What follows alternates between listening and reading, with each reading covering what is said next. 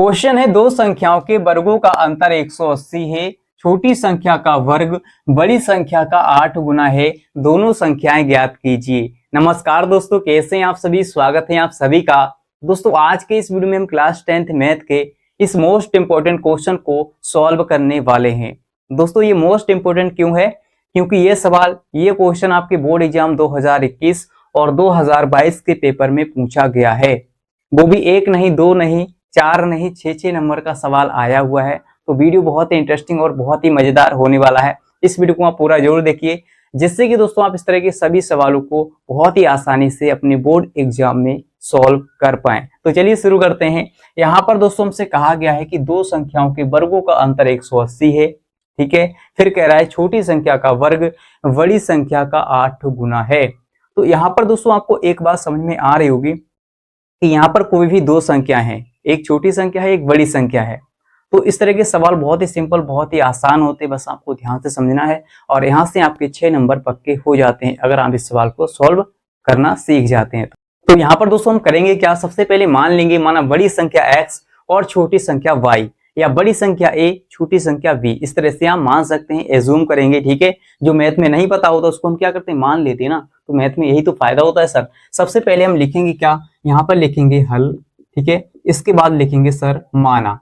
क्या लिखेंगे, माना। ठीक है, हम एज्यूम कर रहे हैं कि माना बड़ी संख्या, बड़ी संख्या।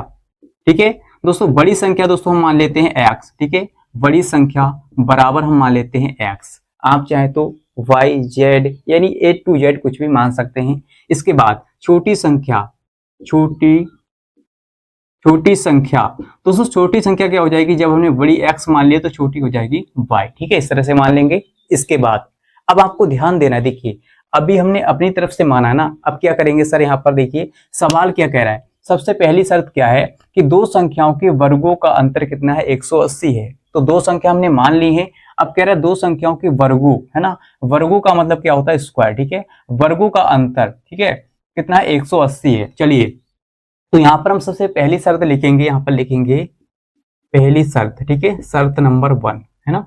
फर्स्ट शर्त हमारी क्या है, देखिए दो संख्याएं, तो दो संख्याएं कौन कौन सी हैं, पहली है हमारी x, इसके बाद दूसरी है y। ठीक है, दो संख्याओं के वर्गों, तो इनका हम कर देंगे वर्ग। ठीक है, वर्ग का मतलब स्क्वायर कर देना, आपको बहुत ही सिंपल है। इसके बाद वर्गों का अंतर, तो अंतर का मतलब बच्चे को पता है कि बीच में आपको क्या कर देना, माइनस कर देना है। ठीक है, इनका अंतर कर देना है, बीच में क्या होगा, माइनस होगा। ठीक है, इसके बाद अंतर कितना है, 180 है। तो बराबर में दोस्तों आप लिखेंगे 180।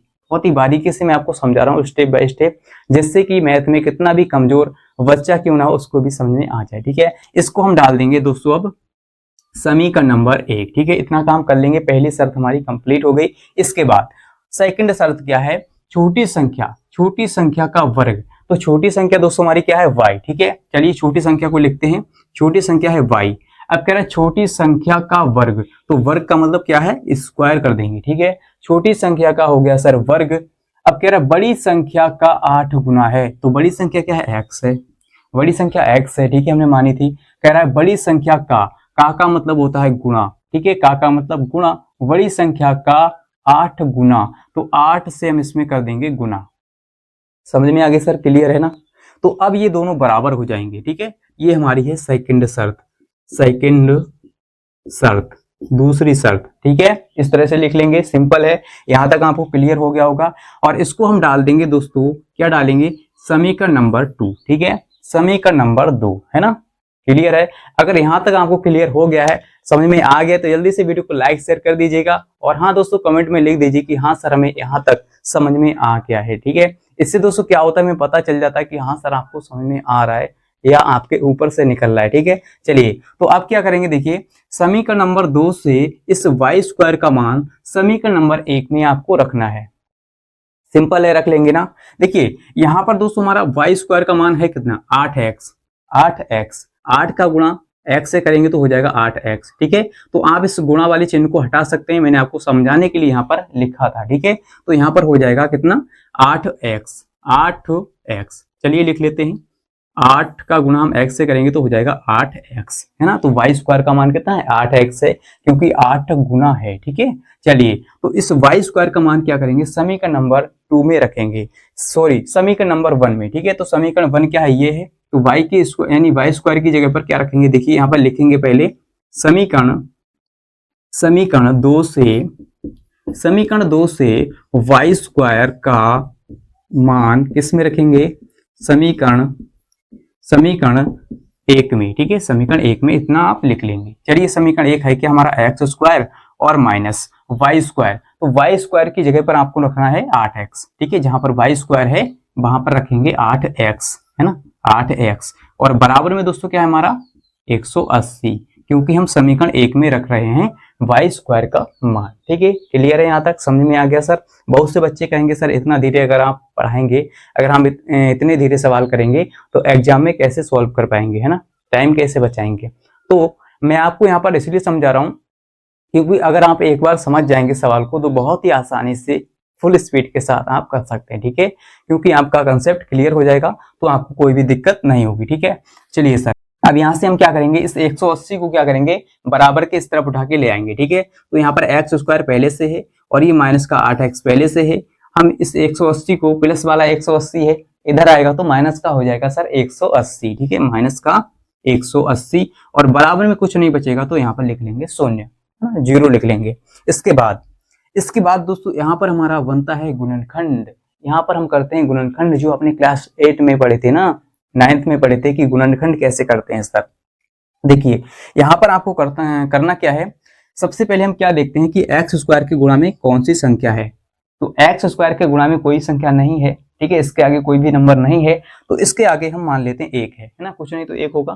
तो हम क्या करते हैं, इस 1 का गुणा अंतिम वाली संख्या से करते हैं। तो अंतिम वाली संख्या क्या है, 180 है, और जो एक्स स्क्वायर का गुणांक है वो क्या है, 1 है। तो मेरे मुन्ना, जब हम 1 का गुणा 180 से करेंगे तो हमारा कितना आ जाएगा, 180 ही आएगा, ठीक है। इस बात को आप ध्यान रखेंगे, हमारा आ गया 180।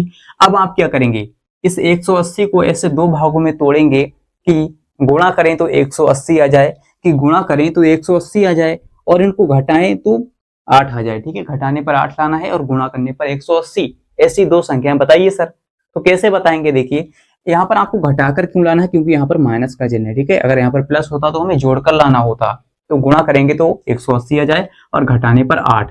अगर दोस्तों आपको ऐसे नहीं ढूंढ मिले कि संख्या कौन कौन सी हैं, तो आप क्या करेंगे, इस 180 के अभाज्य गुणनखंड करेंगे। तो इसको 2 से लगाएंगे, 2 नियम 18 होता है, ठीक है। इसके बाद यहाँ पर हो जाएगा, यानी 2 नियम 18 और 0 का 0, ठीक है। फिर 2 से लगाएंगे तो 2 चौके 8 होता है, और यहाँ पर 1 बचेगा, 2 पंजे 10, है ना। इसके बाद आप 3 से लगाएंगे, 2 से नहीं लगेगा तो 3 एकम 3, 3 पंजे 15। फिर आप 3 से लगाएंगे तो 3 पंजे 15। फिर आप क्या करेंगे, लास्ट में 5 से ही लगाएंगे, 5 एकम 5, ठीक है। तो संख्याएं कौन कौन सी आ गई, 3, है ना, 5 और 3, फिर 3 आ गया, फिर 2 आ गया, फिर 2 आ गया। ये क्या है, इसके अभाज्य गुणनखंड है। तो संख्या यहीं से आपको पता लगेंगी। देखिए आप अगर क्या करें, 5 का गुणा 2 से करें, 5 दूनी होता है 10, ठीक है। 5 का गुणा हमने 2 से किया, 5 दूनी 10 हो गया। तो यहाँ पर कौन कौन सी संख्या बची, अभी 3 रह गया, 3 रह गया, फिर 2 रह गया।